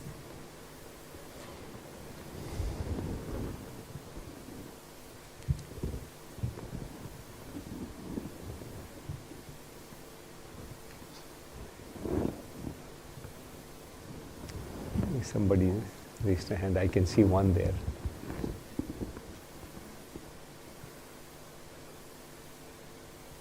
Hi, sir. Good afternoon.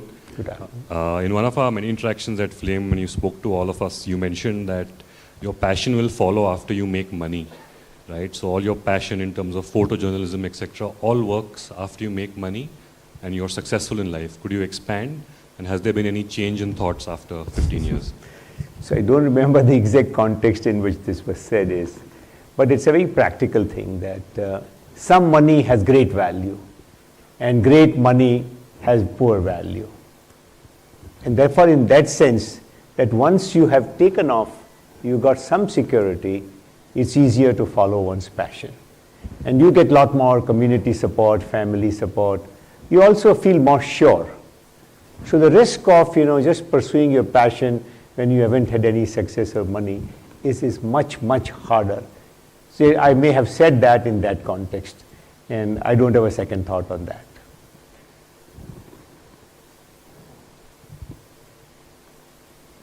We have one that side. So, good afternoon. My question is, you were talking about how India is far behind on efficiency, and then you gave the example of even a lowly government officer would be, willing to take a bribe.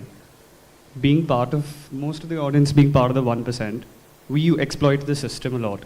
So why should, people in the 1% actually care to improve that? Why should their morals and all change towards improving this when they use the system to exploit it for their own benefits?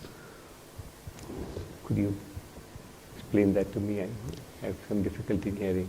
I think what he means to say is that a lot of us are a part of the top 1% of the country in terms of privilege. Why should the top 1% care about changing things on ground? Is that correct? Like, for example, you gave the example of a lowly government officer willing to take a bribe. A lot of people, especially part of the 1%, they use the system and they exploit it for their own benefits and own gains. And if they're getting benefits and gains out of it, why should they care to change it? Good. I used to talk like that when I was 14 or 15, that, is there paying a mortgage on my life? I used to talk like that. But I became wiser, and I see it. This is a very, very good question. What is my obligation to the others, whether I'm 1% or otherwise, generally? I'm sure you're very happy breathing just now, right? We all are breathing. Where does that oxygen come from? Have you ever bothered about it? That your next moment doesn't exist if this oxygen stops coming. We don't know how many forms of oxygen keep us together. It is the poor and the less privileged who are letting us be privileged, right? So every time a revolution takes place, the 1% doesn't have a chance, Those kings and despots and dictators, have been found in gutters literally, right? There was this Romanian Ceausescu who was in the gutter of the city. And therefore, this has happened because of this tremendous amount of individualism and consumerism. For example, we all know the jokes about, choices, right? If you want a pizza, it will take you half an hour to go through the choices that you want to make. And this is because the marketing companies identified that people feel great about themselves when you give them choices. It's okay, you get them hooked. But where has individualism gone? So, every time I come, I check what's happening on our, well-being center or, the help that we provide. That we do not exist We cannot exist, we coexist. And this individualism makes us feel that, oh, I exist. I don't exist. I only coexist. And when I coexist, it's a cycle. Today you are 1%, tomorrow you will be the lowest 1%.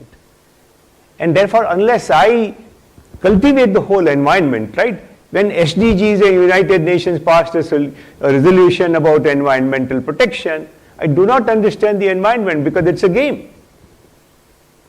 The whole SDGs, or large, at least particularly environmental protection, is a diplomatic game. How to keep the poor countries, busy with that. Create all those carbon credits, and so it's too complex. Someone is interested, I can have a long chat about it. But this has been fundamental to us. That you, before in an Indian house, before you take the first morsel, it is given away to a cow or a dog or a crow. No, this is not for us. We are grateful that this has come to us. So we always understood the environment, that we are just a part of it. That's how, a tree is a god, a cow is a god, a rat is a god, a monkey is a god, that we see all of them being a part of us. Okay. Second, did you choose to be the boy in the family that you are? Who made the choice? You don't know. So you are a result of a chance in any case. So when you start thinking about it, you say, oh, is this that chancy? Is there anything chancy in nature? Tell me. Have you ever seen a mango on a lemon tree? Never. So we don't know the causes of what causes have taken me to be part of that 1%. So once I start reflecting on these things, then I say, oh, there has to be a wider system, a more complex cause and effect relationship, and then I will start developing that sensitivity and empathy. And therefore, I run a foundation. I'm involved with many of them, but one of them which is working in education and democracy, I experiment with empathy. I don't want to get into the detail. It's a very fascinating story over 9 years, how far, how we have gone into 9,000 schools of India and, working at democracy and so on. But I say use empathy. Don't think of this government teacher as some government teacher not motivated, not wanting to do anything. No, that person has a life, has a circumstance. Empathize first and then see what happens, and we get magic. So this use of empathy, that 1% consciousness robs me completely of empathy. It just makes me very insular. So, but don't take me amiss, right? I'm not trying to attack you in any manner, but I'm using your question to illustrate probably the deepest lessons of life. That you do not exist, you coexist, and we owe it all to each other. And that's how nature works. If it interests you, there is a shloka from Indian scriptures about which Gandhiji said that if there is apocalypse, the world comes to an end, and everything else is annihilated, and only this shloka survives, the most valuable part of our wisdom would survive. And what does that shloka say? Should I go on? It says that there is an order, and that order rules over everything animate and inanimate. That order in scriptures is called Ishwar. Ishwar means an order. And in that order, you become part of 1%, fantastic. Enjoy it fully. As long as you do not become greedy. The moment you covet more than what has been given to you, you will be punished very seriously. So when you start getting punished, you realize, what was my obligation? And that thinking evolves to say, oh, whatever I've got, I must return and give. Because that's when you are being taught that whenever you are consuming, have a sense of sacrifice. That's how yagna came, the ahuti came, swaha. That's how the ahuti came. So you enjoy your life, be your 1%, but don't covet more, don't think it's all yours. Learn to give back, if not the same amount, if not more, at least the same amount of the privilege that you have got.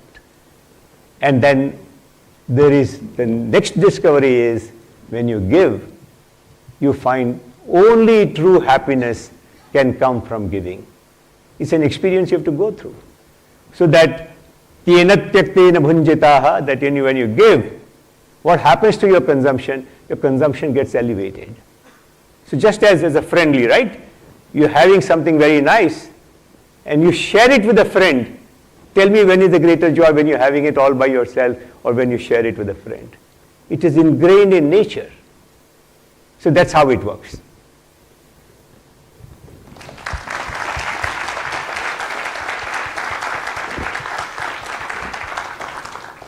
I think we have time for one last question. Oh, we have one there. Oh, many hands now. Hello. Oh. Good afternoon, sir. My name is Sahil, batch of 2010 FSB. You spoke about having the bimari for learning, and Takshi mentioned that these days attention spans are reducing. A lot of times I talk to my friends, and we were talking about it just a few hours ago, that we don't have time. We're constantly thinking about there's so many things to do. I wanted to learn from you, or understand from you, and you talk about, at this moment you talk about scriptures, carbon credits, learning, education. You've got data from all over the world. What kind of a structure or a framework do you use to learn and find the time in a schedule like yours? Like, what can we do to create some sort of a structure or framework to constantly learn? Very nice. Let me give it a shot. So if you go to a library, how do you find a book? A librarian is a master at creating sections and shelves. And the moment new data comes, it's easy for them, when a new book comes, it's easy for that person to say, oh, it goes into botany, it goes into this part of botany, this is the section, etc. So this requires, there are two prior conditions for this to happen. One is this passion to be learned. So if you want to be passionate to be learned, it's not an instant gratification thing. It takes time. So you kind of reconcile to it. And the third is the ability, the second is the ability to live in the moment. And so question is, how do I become still? It doesn't matter, the world is full of distractions, more are getting created. Enjoy it. But there's an internal peace inside. So if you become conscious of yourself, that, am I in this moment? And you're not thinking of the next moment. It takes some training. I would say read a book called Now, The Power of Now by, oh my God. Eckhart Tolle. Amazing. Every book by him, you need nothing else. Just reading Eckhart Tolle will give you a tremendous perspective. And then, you start making sections in your, and then, so, how we absorb. You get exposed, you try and recall it, you reflect it on it, you put it to use, and then it becomes your knowledge. So it does not become your knowledge in an integrated manner until you have gone through this cycle. And you don't have to force it. If you're used to giving, sharing, it will happen by and by. It also is a way to become immortal. So, we have this Hitopadesh, which says Ajara Marvat Pragyo. So, a lot of these Sanskrit structures were like that, You want to become immortal, acquire knowledge as if you are immortal. Or acquire knowledge as if you are immortal. So, it works both ways. It really gives you a zest, which is unique. So, very delighted to hear this. Yep. Hello. Yeah. Hi, sir. Good afternoon. Good afternoon. I had a privilege to have a discussion with Javed Akhtar ji last week, and it was all about the education system of India today. the question is a little longer. Basically, he said a kid is given a piece of paper with some crayons. He or she is asked to draw scenery. The first thing a kid will do is draw the mountains, then the river, then the cottage. The whole education system of India is very stereotype as of today. And I think everyone in this room will agree to this. Given a piece of paper, tell them to draw a scene, and this is what everyone will do. And I think it's a very big question. So what's your question? I got it, yeah. Yeah. The question is, what can we as entrepreneurs do to help these kids more than forcing them to learn, but they're not given a chance to think. You being in the education system in Flame, what can be done for these young kids, like to break this stereotype? So, you see, one does not know how far one's journey will go, but you can begin a journey. And today that is possible. So, I'm making a huge experiment in the NGO that I run, that we used to have these activities which were aligned to SDGs or aligned to other theories, and we just got this one insight, that if we held an election in the classroom, kids were mighty excited. And one night, I just woke up thinking about it, and I say, why is it that? He said, well, because I'm treating the child as an adult, that you're capable of thinking, and you have the choice to do what you want. I said, oh, when I respect the child, and I give it choice, the child has fun. And only a happy mind can learn. So therefore, if you start a journey in which you talk to children in this manner, that you give them happiness, you give them freedom, they will learn. And you know how the mind works. The window has to open, right? I have to see before I can, understand what it is. Most of the time children are so bored because the education system is very slow, it is not contextual, that they are not even absorbing. So it's 5% of the capacity that is being used. So I think a lot of experiments are being done. Amazing experiments are being done. So I would say that begin the journey. And today, with AI and technology, there is a huge opportunity. But again, we have had, I don't want to mention any classes, but they use those classes to run huge commercial operations, and which became scams many times. So that's a different thing. But if you use that in an empathetic manner, you really want to bring about a change, it's very, very big potential. And it will happen, I'm sure it will happen. When, how, I don't know, but I have that faith that good times wait us. Try it. And don't worry about whether you are able to reach 5,000 kids or this number or that number. Even bringing about a change in 5 children's life, who knows, one of them will turn out to be a Gandhi or a Subhash, or who knows. Do give it a shot, my friend.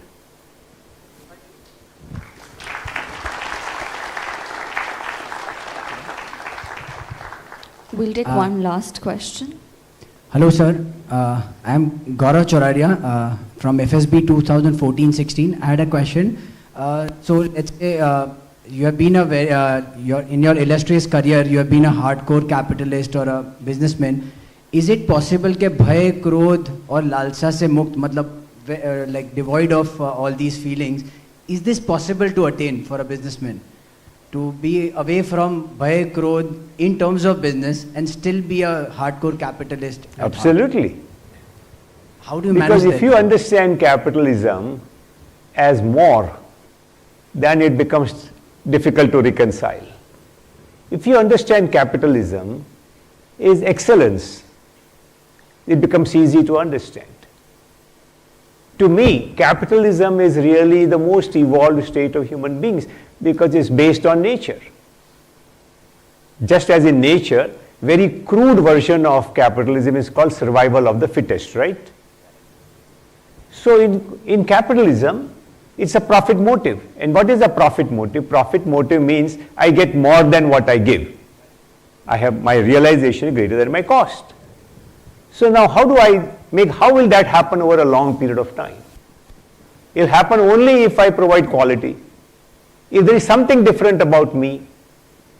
And that's why the statistics professors here can, pull me up and, correct me.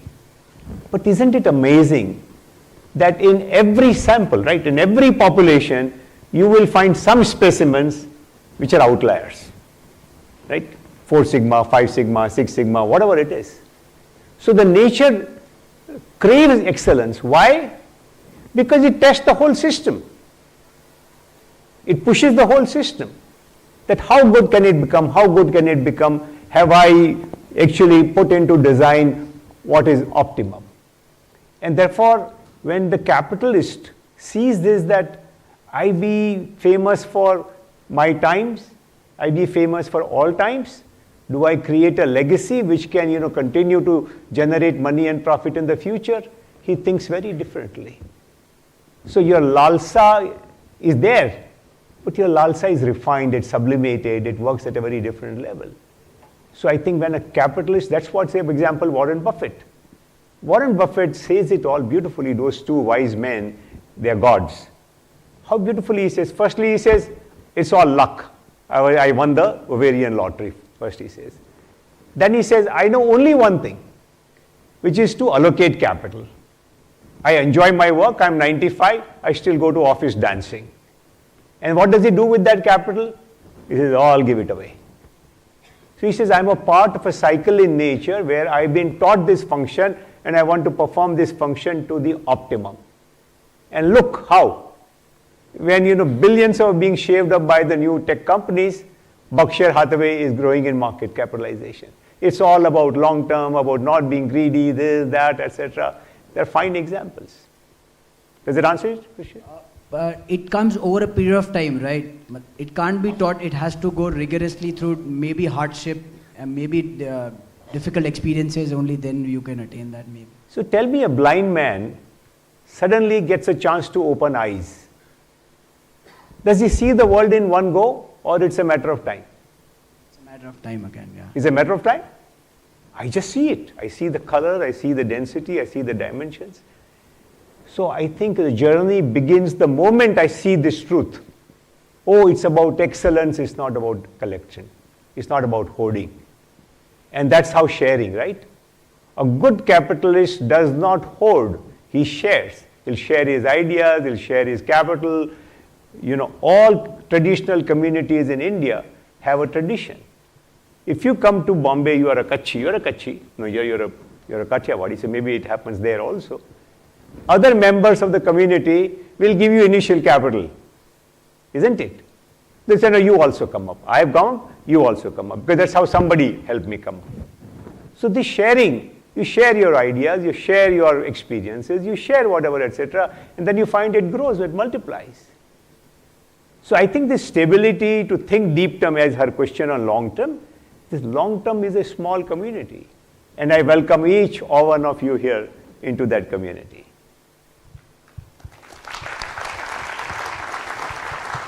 Thank you. Thank you so much. So I know we have more questions, but we unfortunately have to wrap up. Good. I'm also happy about it. I want to thank you once again for coming here and giving us absolute pleasure, lessons. Delight to be amongst our own fraternity and to be asked questions by them and to see how far they've come in journey. And I'm very happy to hear some of the questions. They were very deep, meaningful questions. So keep going, guys.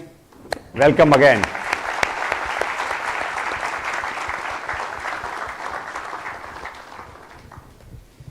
Thank you so much, Mr. Bhanshali, for your wisdom and inspiration. And a huge thank you to Takshi as well for leading the thoughtful and enriching conversation with such grace.